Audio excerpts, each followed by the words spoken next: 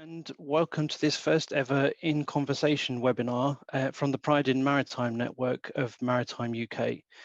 We're really pleased to have you with us for our chat on how we can make maritime welcoming to LGBT plus people. My name is Danny McGowan and I'm the chair of the Pride in Maritime network. This conversation is going to be recorded for future use. If there is anyone watching live who does not want their name or face to be featured in the recording, please do let us know so that we can make the appropriate edits afterwards. And in addition, again, for those of us who are tuned in live, please do keep your microphones muted if you're not speaking. If you are watching live, you do have the opportunity to add your comments and questions to the chat function. We will be monitoring this throughout the discussion and we'll raise your comments as part of our discussion too. We really do want you to get involved. So if you do have a question for the panel or for a specific person, we'd love to see that. And please do also help us to spread the message on social media and LinkedIn by using the hashtags diversity in maritime and Maritime UK Week. I'd now like to take the opportunity to welcome our panelists to this conversation. We're joined by Jacqueline Smith, Maritime Coordinator at the International Transport Workers Federation, or ITF. We're also joined by Adam Myers, Director of HR Consulting at Stellamar, and by Chrissy Clark, the Programme Manager for Maritime UK's Diversity in Maritime work. In a moment, I'll ask each of the panelists to introduce themselves fully and to tell us about their organisations and their experience of making maritime welcoming to LGBT plus people. But first, a little bit about me. As I said, my name is Danny McGowan and I'm proud to be the inaugural chair of the Pride in Maritime network for Maritime UK. I would encourage anyone watching to add me to LinkedIn and to get in touch with me at any time about any of the matters we discussed today. I'm the international organizer at Nautilus International, which is the trade union and professional association for maritime and shipping professionals in the UK, Netherlands and Swiss shipping industries. I've worked for Nautilus for 6 years, joining maritime from the UK civil service. When I first came into maritime, I couldn't see anything for LGBT plus people. While women were and are trailblazing the equality agenda in maritime, there were little to no mentions of sexuality. At that time, I was the secretary for the Nautilus Young Maritime Professionals Forum, and I started to have conversations with people within that forum about why this was the case. The topic became a standing item on the agenda for that group, and slowly we started to see more LGBT plus Nautilus members starting to take part in that forum, finding it a safe space to speak about the issues they faced at work. Together, and with the support of the union, we decided we would attend Pride in London, demonstrating to our members and to the wider industry that maritime is an industry where LGBT plus people can have long and successful careers, and demonstrating to all maritime professionals that Nautilus is an organisation where such matters can be openly discussed. Our first event in London or Pride in London in 2016 was small. We had about 10 to 15 people or so. We were testing the waters. And I'll never forget seeing some of the faces of people who were sharing their first experience of Pride with their union, with tens of thousands of people cheering them on and celebrating LGBT plus diversity. Their faces were a picture. Over the years, more and more people attended, and it became part of the regular calendar of events for Nautilus. And we welcomed people from organisations that we worked with, including colleagues from the ITF, who we'll hear from a little bit later on as well. And last year, we had 50 people marching in the Nautilus group, a number that I never thought I would see representing our industry for us. As we know, however, there is still a lot of work to be done in society as a whole, and of course within maritime. In establishing the Pride in Maritime network, we hope that more people from all parts of maritime, whether they work at sea or ashore, will be able to be their true selves at work. Our network has a number of aims, which you'll see on the Maritime UK website, and we could discuss them at future network events too. But in short, our main aim is that we want LGBT plus people to be able to take pride in their sexuality and gender identity, and to be able to have pride in maritime. I'll now hand over to our first panelist, Chrissy Clark, to introduce herself and to tell us a little bit more about the work of Maritime UK. Thanks, Chrissy. Thanks, Danny, and hi everyone. We're delighted to see so many of you on the webinar today.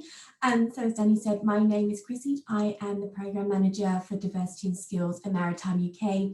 And Maritime UK, for those of you that aren't aware, is the umbrella body. We represent the 5 sectors of maritime: shipping, ports, leisure marine, professional services, engineering and science. And we want to bring everyone together to facilitate discussions and have a collaborative platform. So in May 2020, we launched the Diversity in Maritime programme, which is building on the foundations laid by the Women in Maritime Network and in response to the Maritime 2050 People Route Map. Our programme aims to level the playing field for all and to ensure the sector has a pipeline of diverse, skilled individuals to support it now and into the future. And really importantly, we want to ensure that no matter your background, your protected characteristic, that you have a seat at the table. So we've launched a series of safe space networks made up of positive disruptors from across the maritime sector. We aren't looking to reinvent the wheel, but we're here to collaborate and to understand barriers. And where we can't signpost or expand current initiatives, good practice, policies, we have working groups that live across the programme, because we also know that there is going to be a lot of synergies. When we talk about mental health, we talk about it across the whole of diversity and inclusion. And we want to make sure that we're really looking at collaborative pieces. From a personal point of view, I'm an ally, and I have seen a number of friends and family members be held back in their lives and in their workplaces because they didn't feel comfortable to be their authentic self. And this is not good enough. So I'm here to champion that change from a personal point of view, but also through my work. There always must be a choice, and it's a personal choice. There is obviously, coming out is very personal, and as we know through the network, it happens at multiple times, and that should be a personal choice, but work should not hold you back. You should feel safe if you want to do that. So that's why we've launched the network, to understand that more and to set up initiatives. And that's me. Thank you, Dan. Thanks very much, Chrissy, for that introduction. I'd now like to introduce Adam Myers, Director of HR Consulting at Stellamar, for you to introduce yourself as well, please, Adam. Thank you. Thanks, Danny. Morning, everybody. Thank you for inviting me on again to be part of the panel. Very thrilled and honoured to be asked again. Thank you. So just to introduce myself, my name's Adam Myers. I'm head of HR consulting at an organisation called Stellamar. We have quite a long relationship with the maritime industry, namely because we do 2 things within our organisation. We brand ourselves as employment solutions. Part of that is recruitment. So we do a lot of recruitment for maritime organisations all around the world, and more in the technical space and also the hospitality maritime space, like cruise. The bit of the business that I run is our HR consulting wing. So HR has been it's a bit of an archaic word nowadays. I prefer to talk about it as people. So we work with organisations all around the world on their people issues. So some of those are small, some of those are large, and it's always change. And I think some of the stuff that I've pioneered and helped with over the last couple of years is really helping businesses to understand, including our own, the true meaning of diversity. And part of that is obviously the sexuality agenda as well as the others. I think something that also helps me do that, and anyone who was at the webinar that we did last week, is I do have a bit of a personal interest and a personal journey as well, because I was in business for many years and in the corporate world of HR for many years, and I only recently felt able to come out about my own sexuality probably about 5 years ago. And I'm 46, so that's actually quite a sad tale. But on that journey, spinning it to a positive, I think I've been able to really influence and help people that are going through that in the workplace, and also give what I'd like to think is honest, common sense, sort of like, using the shovel, I suppose, advice to businesses that are struggling to do this and be effective for employees that may be struggling with that sort of stuff within the organization. So that's me. Thank you very much for inviting me on. I'm sure we'll speak a bit more later. Thanks very much, Adam. We certainly will, and hopefully we can get some questions from our colleagues and viewers that are watching live as well. So yes, absolutely, we'll continue that discussion. Now I'd like to introduce Jacqueline Smith, Maritime Coordinator at the International Transport Workers Federation. Jackie, please go ahead. Hi, everyone. Thank you for inviting me to join this. I'm very honored to be able to speak to all of you. Some of you, I only see your names, but I hope everyone's doing well and staying safe during these really crazy times. So as Danny said, I'm the Maritime Coordinator at the International Transport Workers Federation. It's the ITF is a global union federation, and our members are affiliated unions from around the world. We have 669 affiliated unions in 149 countries and represent roughly around 7 million transport workers from those unions, out of which probably around 2 million are within maritime.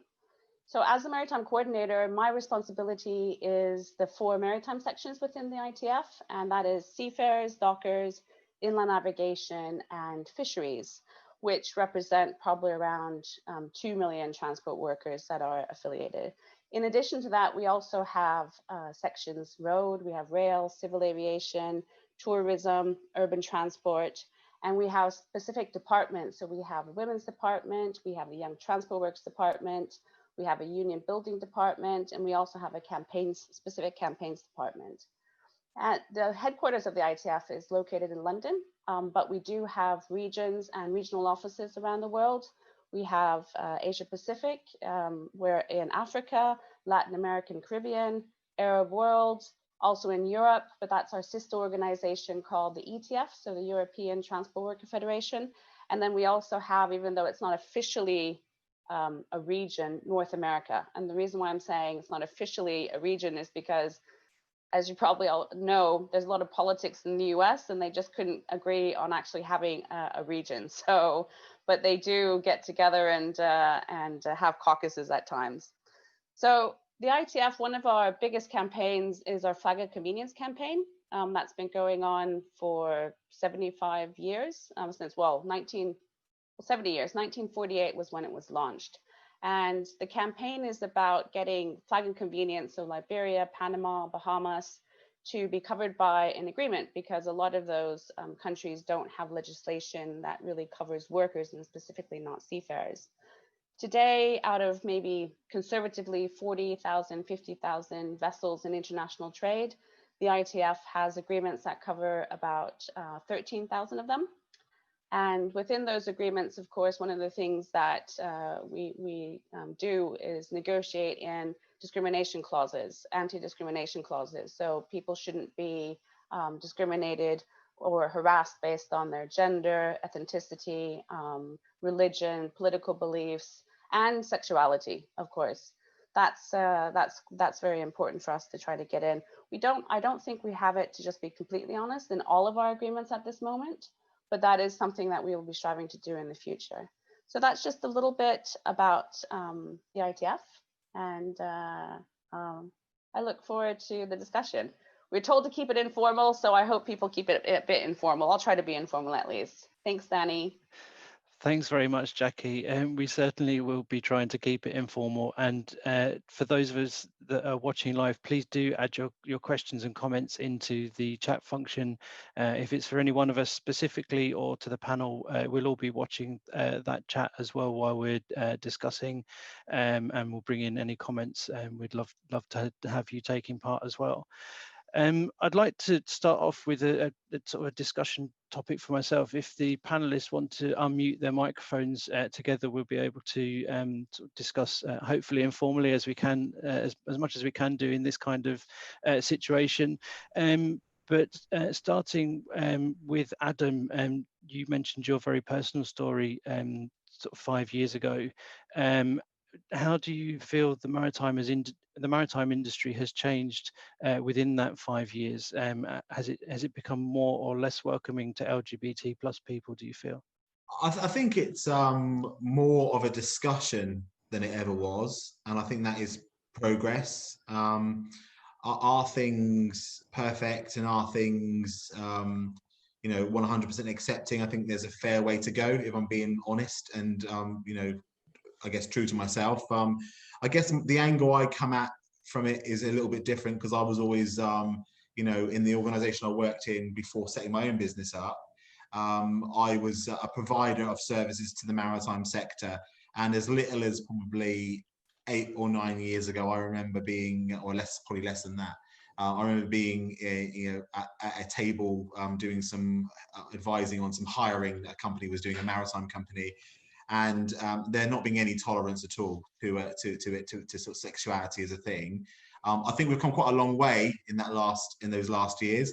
But because we're having discussions, but I don't know whether or not that's the pennies finally dropped, and maybe that might be generational, but that's how I see things. So sorry to be a doom and gloom answer, but it's I think positive that we're going in the right direction. Work to do. A C+ if I was doing a school card. That's very true. I think back to my sort of previous history. I mentioned in the opening that I came from the UK civil service, and did a lot of work for the union in that sector, and that was LGBT plus conversation was one that was taking place all the time, and everywhere you turned, whether it was from the employer side or from the trade union side, it was something that was openly discussed. Of course, it wasn't perfect then. Society is not perfect, and the UK civil service is a good measure of society as a whole, with so many employees across it. So it's certainly something that there was room for improvement there, but the conversation was being had. But when I look back to 5 years ago, we were in Nautilus, at least we were only just starting to have the conversation at that point, and there had been mentions here and there from sort of prior to my time with the organization, but no real push forward, and I guess that was a situation from the whole industry, that the conversation just wasn't being had.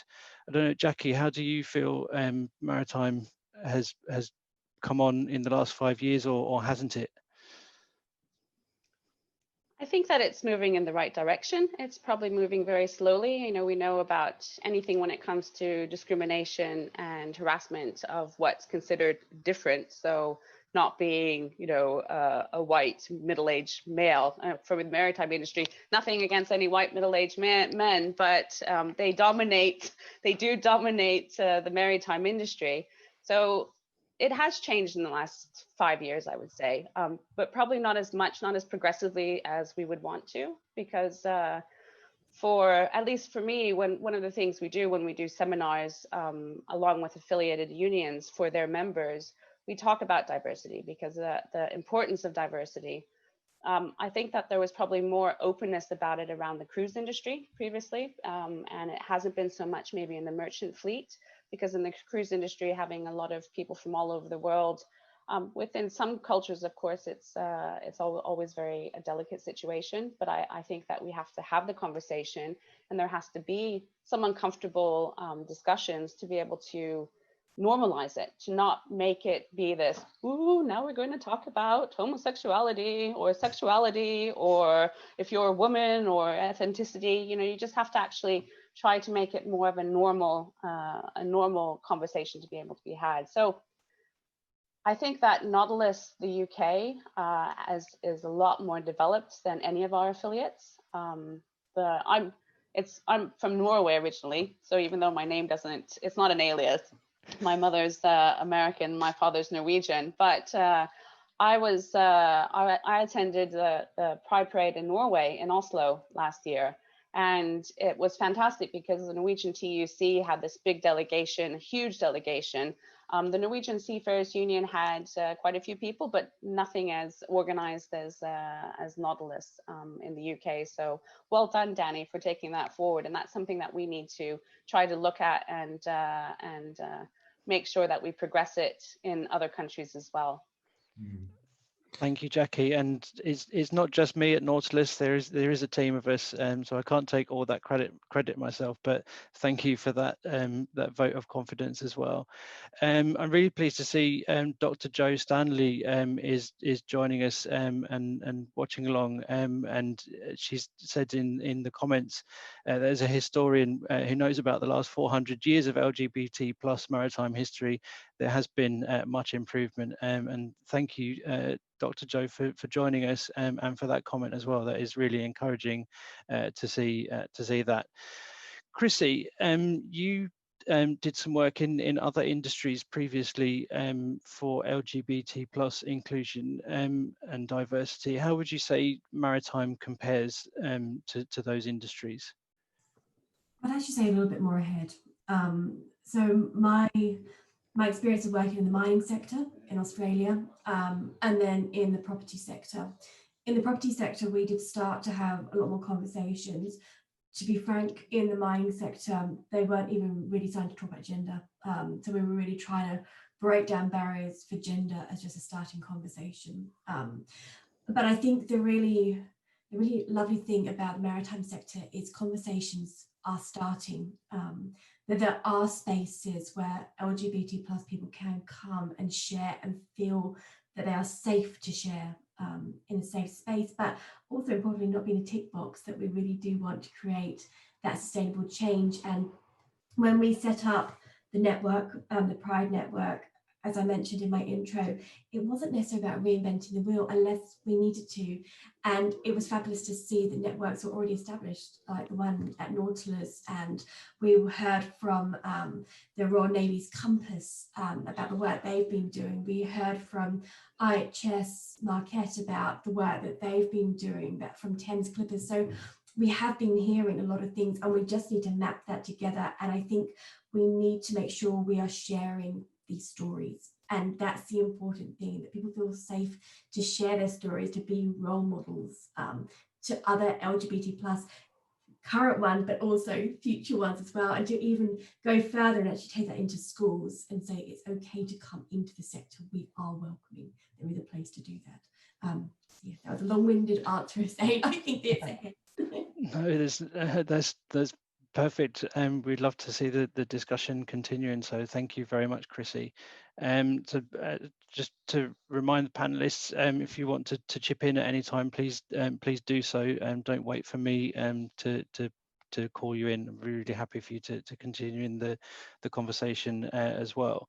Just on that, actually, just to go, but I didn't want to miss an opportunity to kind of sort of add on to Dr. Jo Stanley's comment that she put in the chat. Is one of the things that I think has been really enlightening and you know, warm and fuzzy feeling for me. A, because obviously I sit in that characteristic, but also, you know, I'm passionate about people and people in businesses. Is I think there's finally, probably only in the last couple or 3 years, an acceptance that this has to change. And I think that is the biggest breakthrough we've seen. I think you know, I think for a long time people have kind of talked about it, and you know, I mean, I can remember being as back as the kind of like sort of like early 2000s, where people would say, oh, let's do an inclusion in the workplace or diversity at work charter, and let's do it. And they've never worked, because I don't think anyone ever believed it was needed. And I think now we're actually even in a climate now where people are saying people being authentic and able to be their true whole selves at work is good for business. So I actually think we've actually gone higher than actually, oh, we need to do it because we need to tick that box. I think now it's seen as, hey, if we let people be embraced for who they are and what they believe in themselves, then we're only going to get 10 times better results. And I think that finally that penny's dropped. You know, frustrating as an HR professional that's been talking about it for 15 years, when someone says to me 2 years ago, oh, I think you think, yeah, that's why we've been banging on the door for all those years. So, you know, I know I gave quite I guess maybe mixed answer when you asked me first time around, but I do feel that you know, finally I mean, we get more calls now with people saying, can you help us change this? And I think, and whether the change happens or not, who knows? But I think the fact that there's a real want to make this inclusive and proper for, and you know, I'm not just talking about sexuality, you know, characteristic. I'm talking about all areas where people say we need to make this the workplace fair and equal and normal. Going back to Jacqueline's comment about normalizing, I think there's been a huge understanding, a shift in that in the last couple of years. Absolutely, no, it's very, very true. Jackie, Adam mentioned there that there's been a change over the last sort of few years. I know the ITF saw sort of quite a groundbreaking situation at the last Congress in 2018. I don't know if you wanted to tell us a little bit more about that. Thanks, Danny.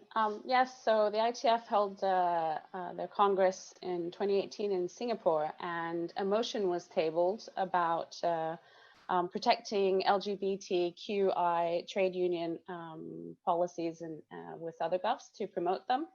And that was passed and became a resolution. Just to interrupt, so just for those that don't know what a GUF is, it's a Global Union. Global Union Federation. I'm so sorry. Thanks, Jackie. GUFs and CGUs and Exactly. the terminology is, yeah. Usually a lot better at it, but it's a little bit different when you're doing it virtually, I find. Mm-hmm. But so to have other global union federations sign on to promoting policies for LGBTQI plus members and workers. And one of the things that resolved to do in the resolution was to continue to collaborate with different global union federations, specifically PSI, which is a Public Service International, and Education International, to encourage the other global union federations to also include more focus on this issue. And it was proposed to set up a working group amongst the global union federations. So that was the reason why it was groundbreaking, Danny said, is because, of course, having affiliates in 149 different countries, it could be challenging because of both the cultural and social differences between those affiliates. And a lot of times, as it is, I'm sure in many other places, but trade unions, even though we all fight for workers' rights, there are differences, just natural differences. And for us, it's discrimination in any shape or form is unacceptable. So for us, it is human rights. And it's like Adam said, people should be able to be who they are and love who they love. So we're very pleased that there was actually no one who spoke against it, which is quite amazing when there was probably around over 1,000 people in the room when it was passed. And I'm very pleased that the majority of those that spoke positively towards it were the Dockers Union representatives, the Seafarers Union representatives. So Maritime came out very, very strong in that. So it was an amazing thing to be able to witness and be part of. Yeah, I was very fortunate to be there and to speak in support of that motion from colleagues in the Netherlands, put that forward, and just to see the emotion in the room when it was passed, both from ITF Secretariat colleagues, from other unions as well, because it was a big build up to that motion. There was a lot of unions talking together with the ITF Seafarers Trust as well on how we could support that motion and to make a difference. And we've seen recently, well, just over the weekend, the weekend just gone, the Council of Global Unions have put together an LGBTI website talking about the work that unions are doing around the world for LGBT plus diversity and inclusion and equality. So it's really, really good to see that. I remember specifically, Danny, when you had the ILWU Canada, the Dockers Union Canada, standing up with all of these really big dock workers and in full support. And then you had the Maritime Union of Australia and all of their dock workers standing up, because they're not small guys. So in standing up and saying, we support this motion. So it was great. Absolutely, and seeing them, the ILWU, for example, standing up together in a group of dockers, made it an even bigger presence than just one docker on their own. So thanks, Jackie. Debbie has asked a question in the chat, and it sort of goes on to what we were talking about in Singapore as well. In LGBT plus diversity and inclusion is absolutely a workplace issue, and is something that workplaces need to be discussing and creating a culture where people can be open about these kind of things. But Debbie's question is how do we protect seafarers and other transport workers when they have to work in countries where it can be dangerous to be LGBT plus? We know that around 60 countries, I think, where there is anti-LGBT plus laws at the moment. Some of that is changing slowly and surely, but there are also steps in the wrong direction in some cases as well. So I don't know, Chrissy, from your experience in maritime so far and in other industries, do you think that there is something that could be done with the Maritime UK affiliates to make maritime safer for cross-border workers? I'd love to hope so. I don't know the answer, but that's why we've got the network, is to really actually have that collaborative conversation about this, an open conversation. I'm certainly not going to pretend to have the answers, but I have the passion and the hope that we can. And I guess just on that, encouraging anyone on this call, on this webinar, if you've got any thoughts on that, please feel free to put it in the chat as well, because these are dialogues we need to be having, because otherwise we're actually not going to make the change. So I don't know if that's actually answered your question. I'm so sorry. I wish I could come out and say, yeah, this is the way.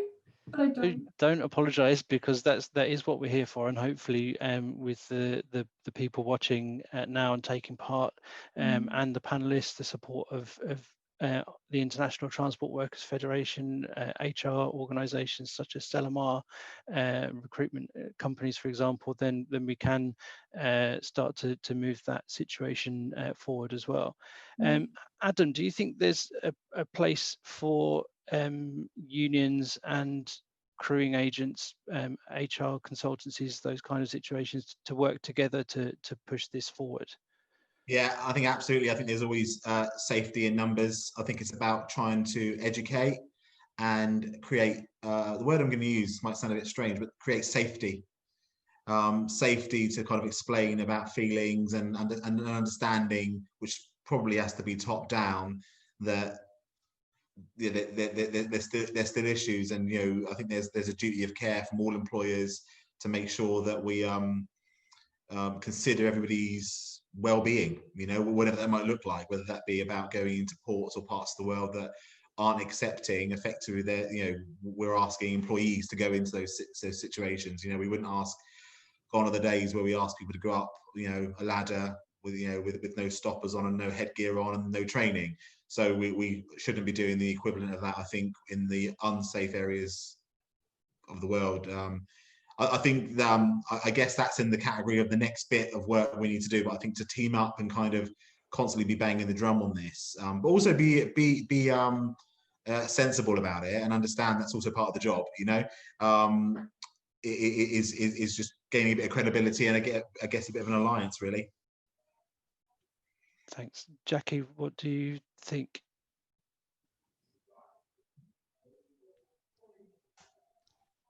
There I go. Sorry, I had problems unmuting, still technology.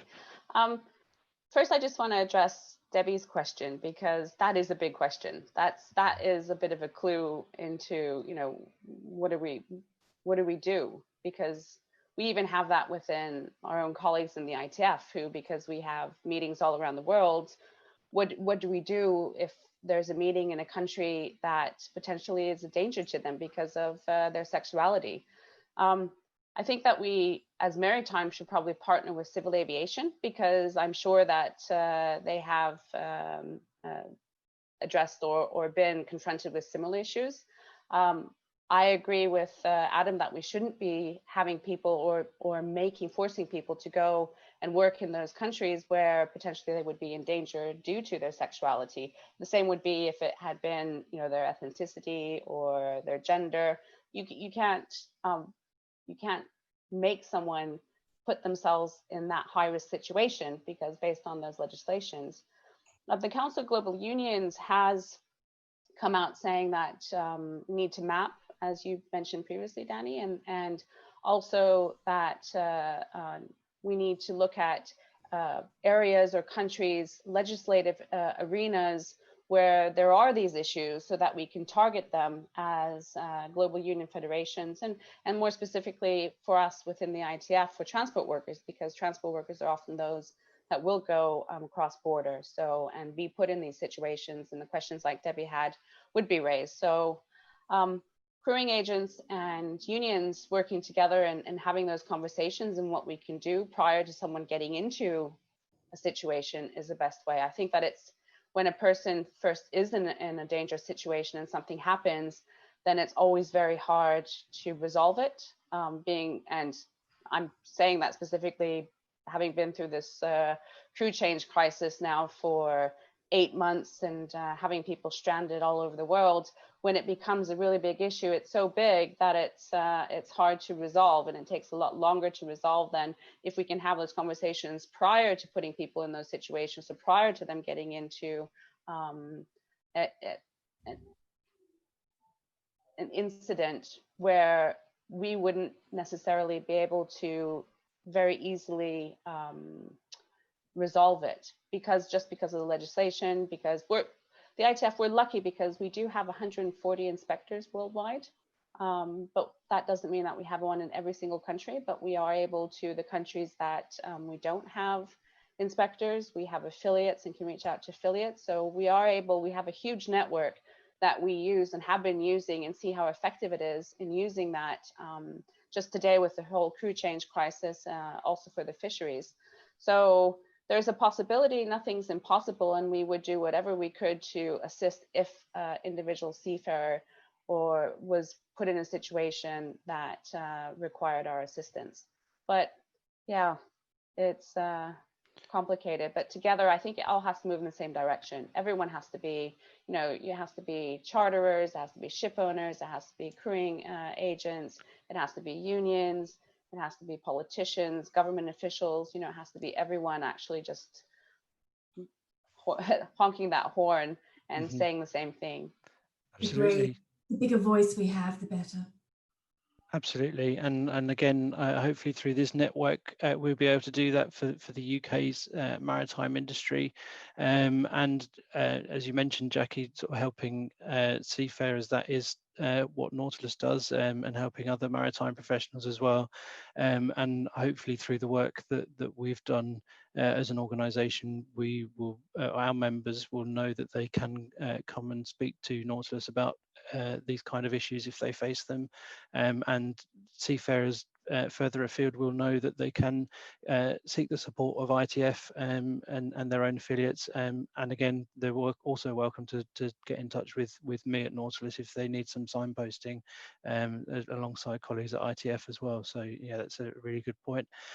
I can see Ali has put a comment in the conversation about conversation or the sexuality conversation sometimes being a little bit awkward, and sometimes people sort of worry about saying different words and different language, different terminology in the LGBT plus community, and at a recent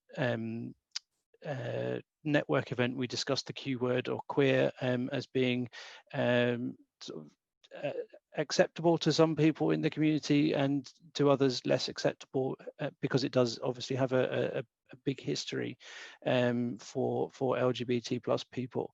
But thank you, Ali, for your comment in the chat, and if anyone else has any questions that they want to add, any comments, then please do continue to put them in there.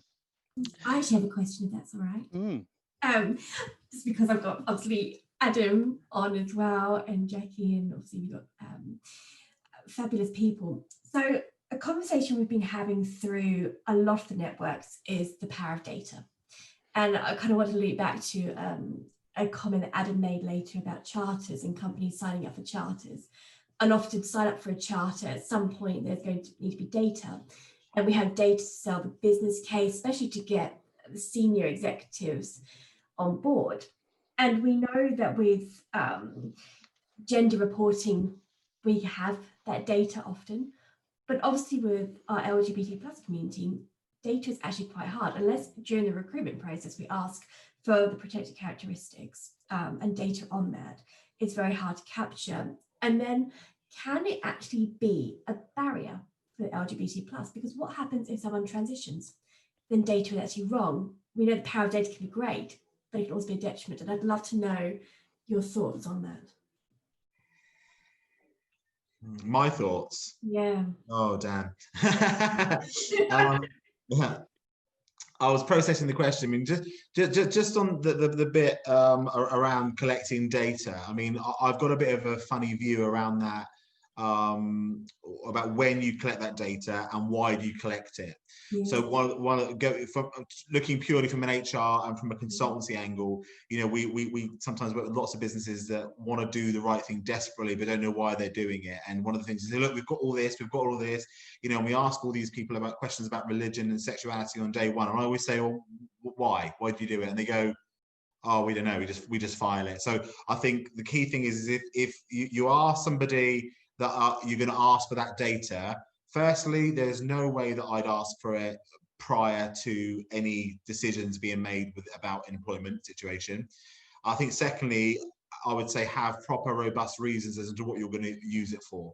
I think one of the key things, I actually find myself more often than not saying to people, if you're not going to do anything with it, which sadly is probably about 80% of companies, don't collect it. Because also what you're doing is even if you give someone the option to not tick a box or feel free not to answer, you're allowing somebody in an organization who's going to look at a piece of paper that's a checkbox to make an assumption. And I think that assumption is where, thinking about the conversation, we just saw that comment from Debbie, I think it was, around, you know, the uncomfortableness. I think that's where those assumptions grow from, is, you know, oh, we've just hired person A, B, C, D, and on their box they didn't check this, and as tight as your data procedures might be, I think that's where it all grows from. So I don't know if that really answers the question. I think that's just kind of my comment on kind of the collecting of data. And the other side of the answer is that if we collect it and we're useful and we're intelligent with the data, we might be able to start proving some of these agendas or disproving some of these agendas. I mean, people that have heard me ask me questions before know I'm quite frank with answers usually. And where I spend a lot of time in consultancy is influencing, I'm trying to use my words gently, experienced senior generational people around why this is a thing. Data is very helpful for that, because sometimes when you're sat there, you know, there's nothing better. You know, I feel like I'm in a courtroom and I'm slamming down some figures that I've managed to collate that proves my argument, you know. So that's the other side of the data collection stuff, is making sure that if you are going to do it for a reason and you're going to use it to fight a case or disprove a case, then I think that's also useful. But I think you've got to balance up your thought process with that side of it. Yeah, absolutely. And I think if we kind of loop back to the opening question that we had for today, was how do we make maritime welcoming for LGBT plus people? And I think sometimes the power of data can be really good to help that, because if we're seeing that through data we are welcoming to the LGBT plus community, but then we're seeing they're not progressing or they're leaving, then there's a barrier. But then it's very hard to get that right data, and this is why I guess I'm really interested. So I think the other thing, and you know, I normally steer away from this because it sounds like I'm sounding like a very boring HR director type person, but it's about making sure all those processes that we nag on about in HR. So, you know, are your exit interviews? I mean, we're doing a project with a company at the moment who are refreshing what they do with exit interviews, because actually what they do is they fill this form in, they don't go anywhere. But if you're going to do exit interviews, ask the tough questions. If you're going to do return to work interviews and you're going to delve into people around how they're feeling and why they're taking a lot of absence, and it turns out to be a mental health thing, do some digging and do some stuff about that, because so often I think the data is just done as a tick exercise. I guess that's what I was saying in my other answer. But you know, if you've got people leaving and you have a suspicion as a decision maker in a business that they're leaving because the workplace is a bloody nightmare for people of a certain gender or a certain characteristic, ask those questions even directly at that exit. You know, I know that's a bit of a terrifying. It's terrifying because we probably don't really want to hear. You know, sometimes we know we've got the problem, we don't always want to hear the answer. But I think that will be the nucleus for change. Yeah, agree. I had an interesting experience once. Oh, sorry, Danny. Oh, go ahead. And it was in the property industry.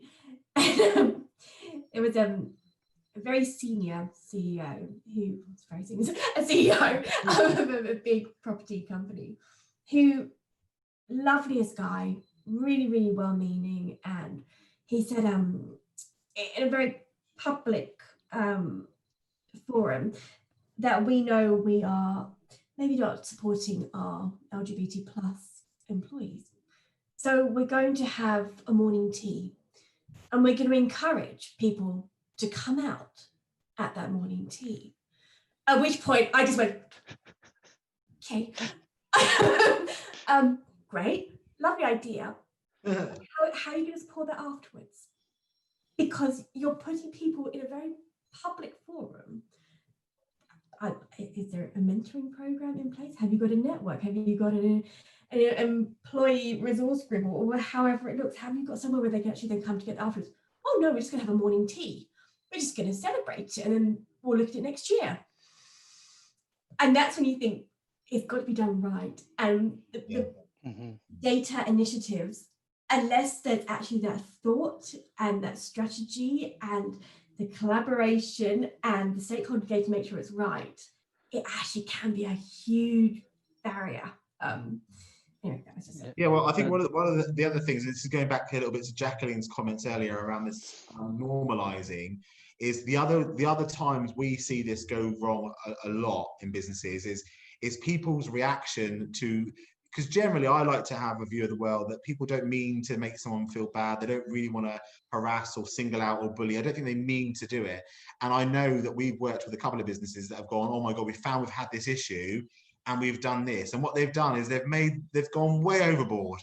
They've almost like been putting rainbow flags on every desk. And actually what it's done, it's had the adverse effect, So, and some of it, I kind of feel a bit for them. So I'm thinking they're really, really trying to do this right, but what they've done, because they're actually really pushing it so far, it's actually making the people who are initially feeling singled out even more singled out. A bit like you said about the morning tea. I mean, I can speak from a personal point of view. I would have been mortified, and I would have probably taken the sick day, because I just couldn't imagine anything worse. Because actually all I wanted when I went through that process in my career is just to be able to sort of talk about it at dinner and someone asked me and not feel like I had two heads when I said, well, actually, no, I'm not married to a woman, and that's the thing, is sometimes it's these simple things, and going back to Jacqueline's word about normalizing, that's enough. It's not about all of a sudden, and I think that's because human nature is like, oh God, we don't want anyone to feel like that, so therefore we're going to go really overboard and we're going to do an over the top event. I mean, I see that quite a lot, and not just with LGBTQ plus. It's also around race, and they really, really shine up. I mean, just recently we had a situation around some Jewish employees that had a problem, and they just went overboard. And actually, the employees involved were like, well, we didn't really want all that to happen. We just wanted someone to go, that was okay to have that leave. That's all we wanted, was just an okay. So it's this idea about normalizing and being, I guess, authentic about it. I can see Cecilia wants to come in. Cecilia is the chair of the Maritime UK Ethnicity and Maritime Network. Cecilia, please go ahead. Thank you. Sorry, talking rather than using the chat. It's really interesting that you sort of mention these sort of larger displays, because we've certainly encountered that in our network. And yesterday during the webinar, actually, we were talking about the sort of discomfort that that sort of the other feels when when things aren't addressed properly. But interestingly, I mean, we were obviously looking at it from point of race, and we were sort of encouraging people to have those open discussions, albeit they may start in an uncomfortable scenario. But really, you don't want either party to feel uncomfortable. You know, it's bringing that together, and it sort of picks up on what you were saying, Adam. You know, I don't necessarily, as a black woman, want someone to make a big hoo-ha about the fact that I'm a black woman. I just would like to be considered for who I am. So it's the individual that matters, and so I find, you know, it is really interesting, and maybe sometimes we see this in displays of sort of microaggressions when people are really well-meaning, but they really put their foot in it. And I think so when you talk about discussions about you know, initiating and taking the first step towards having conversations which are delicate and very personal and can be awkward, try and do so in the most natural of manners, rather than making it such a big issue and such a big display, or, you know, or sort of like the instance that Chrissy mentioned, which is kind of quite cringeworthy, because you think, oh no, this is not the, you know, the intention is lovely, but the outcome, or the sort of feeling that people are left with is not so, you know, it makes it even more awkward. And I think it's the comfortableness is really key when for us to stop thinking about us and them. Absolutely. You know, and we, you know, and one side or the other. It's just like, I very often just think, I'm me. You know, I know we need to make sense as human beings of labels, because we sort of, they're part of this group, or they're part, but actually, you know, I'm just me. You know, sort of, and I happen to also be a black female, blah blah blah. But you know, and again, maybe the perception of and real want to understand an individual's lived experience. Absolutely. You know, and again, not putting them in a collective box. Sorry, I just thought it was interesting. Nothing to apologise for, Cecilia. We're really grateful that you're taking part and tuning in, and really grateful for your comments, because it is important that our networks do work together, because a lot of the issues that people in one network face will be faced by those in another network, but perhaps from a different angle or different perspective. So really appreciate you coming into the conversation there. I'd like to ask each of the panelists now what's next for your organisation, in a minute or less, if you can. So I'll start with Jackie, if you don't mind. What's next for ITF in terms of LGBT plus equality, and perhaps making maritime welcoming for LGBT plus people? Thanks, Danny. So I think moving forward, we need to, number one, ensure that we have that clause in all of the ITF agreements, including the national agreements, that there is a clause that not only talks about discrimination against gender and religion, but also that all of them include sexuality. I think that moving forward, it's going to be working through the Council of Global Unions, and that working group that's been set up, so that we have policies in place that we can go together and we can start targeting areas, be it legislative arenas, be it countries or companies, or just, you know, just to challenge that. And we will be encouraging, at least from the maritime side, that more of our affiliates look towards what Nautilus UK has done and participate and be visible, because I think that if you're visible, then it does normalize it for us to be able to be proud and support the communities and all the workers, no matter what, and that they can be able to be who they are. Excellent. Thanks very much, Jackie. Just while you've been speaking, Joe has put a comment in the chat to me. Joe, we're running out of time, but please do go ahead with your comment. We'd love to hear from you.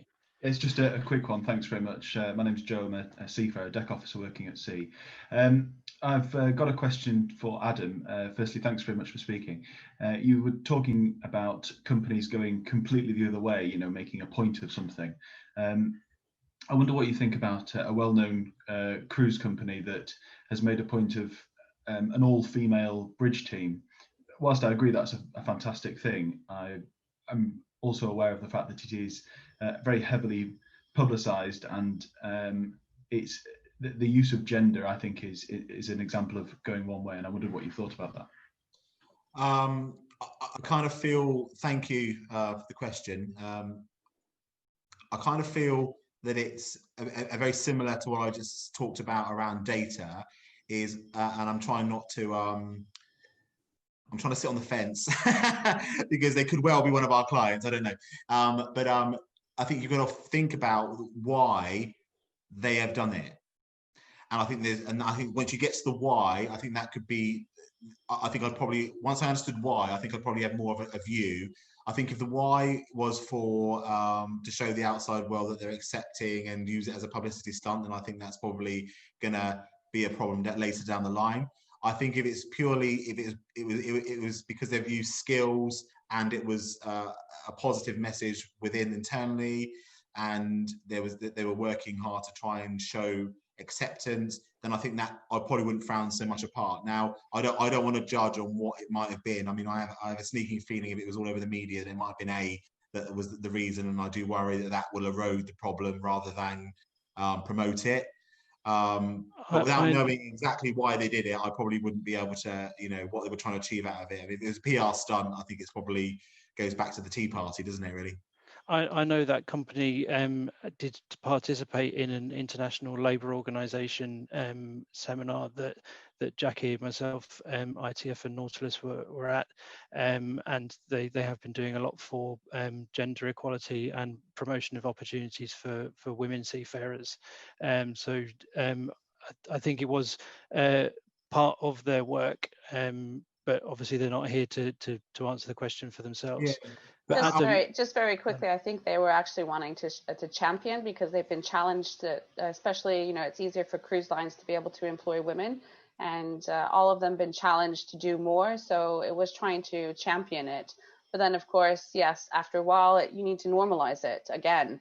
It has to go back to, look, there's a all woman, or there's a woman on the bridge, or there's a Black person, or there's a homosexual. It can't be that way. It just needs to be integrated and not just a standalone item. Yeah, and I think my point was more to not necessarily disagree with it, because of course I don't. I champion it. It's fantastic.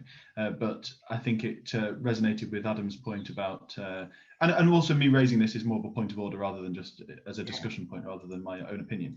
But I think that maybe how it's coming across now is that it is, look, these people are women, as opposed to this is the skill set they have and this is what's happening. My own experience is that on the bridge of a ship, gender sort of and sexuality and race and everything goes out the window, because it's the skill set that's there, and everybody is able to work as a team because of the skill set.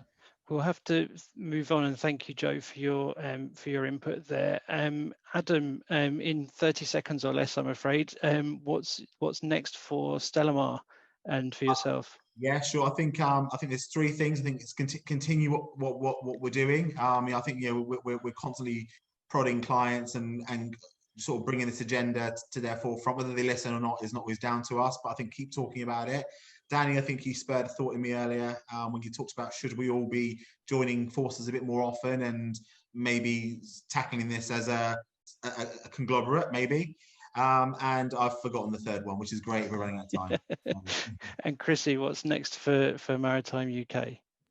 Sure. I think to continue to expand the network, to make sure our networks are cross-collaborating, to ensure that we really are driving a sustainable change, that everyone has a seat at the table, and longer term to ensure that my job is no longer needed because we've actually achieved our aims. Thanks, Chrissy. And just a reminder to everyone, we've got the hashtags are in the chat, and please do share your involvement on social media, LinkedIn. And as you can see, this conversation could go on forever, but sadly we've reached the end of the time we have available to us. When I think back to joining Maritime, as I mentioned at the beginning, I don't think I could have ever envisaged such a conversation taking place, and seeing the progress that we have made is really encouraging. But then again, we can't afford to rest on our laurels. We need to make LGBT plus people feel comfortable at work, and make sure that the organisations we work for can encourage such conversations to take place openly. And LGBT plus people at sea and ashore need to know they have somewhere to go to when they have problems at work. And I know many of organisations watching today will have policies in place, but by taking part in and promoting the Pride in Maritime network, hopefully the culture of maritime is one where we can consider such matters to be openly discussed, and hopefully together as LGBT plus people and as LGBT plus allies, we can make a difference, and today's conversation will be one of the steps on that path. I'd like to say thank you again to our panelists for taking part, to Chrissy Clark of Maritime UK, to Adam Myers of Stella Mar, and to Jacqueline Smith of the International Transport Workers Federation. And I'd like to say thank you to all of those watching this conversation and other people taking part as well.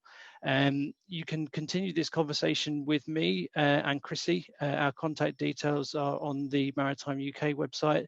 And personally, you can continue to make a difference in maritime, enabling people to have pride in maritime by signing up to the network and taking part. Our next network meeting is on the 13th of January. I really hope to see all of you there, and to be contacted by as many of you as possible in the meantime to carry on that conversation. Thank you all again. I really do mean that from the bottom of my heart for taking part, and I hope to see you all again very, very soon. Thank you.